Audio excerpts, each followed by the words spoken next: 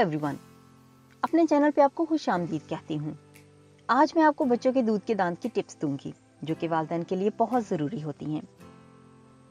अगर आपने मेरे चैनल को अभी तक सब्सक्राइब नहीं किया तो प्लीज़ कर लीजिए और साथ ही में नोटिफिकेशन का बटन भी ऑन कर लीजिए ताकि आने वाले वीडियो जो हैं वो आप तक पहुँच जाएं। बोतल से दूध पीने और अंगूठा चूसने वाले बच्चों के दांतों की शेप अक्सर खराब हो जाती है। जब बच्चों के दांत निकलने लगे तो उनके हाथ में सेब या गाजर थमा दें, क्योंकि ये सख्त होने की वजह से कुदरती टीथर का काम देते हैं।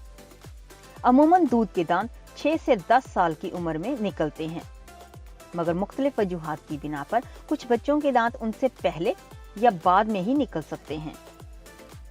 वैसे भी दांत निकलने का पीरियड सिर्फ बच्चे के लिए ही नहीं बल्कि माँ के लिए भी खासा कठिन होता है, क्योंकि उस वक्त बच्चे को माँ की भरपूर तवज्जो की जरूरत होती है।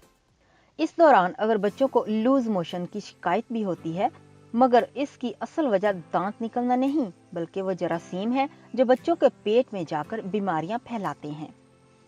दरअसल जब दांत मसूड़े के अंदर से निकलना शुरू होते हैं तो बच्चे मसूड़ों पर दबाव महसूस करते हैं और हर चीज मुंह में डालकर मसूड़ों से दबाते हैं।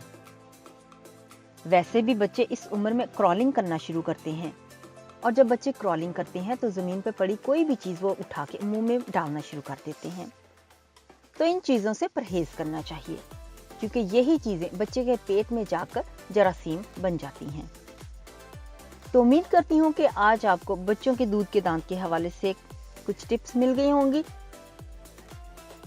बहुत शुक्रिया मेरे चैनल को वॉच करने के लिए।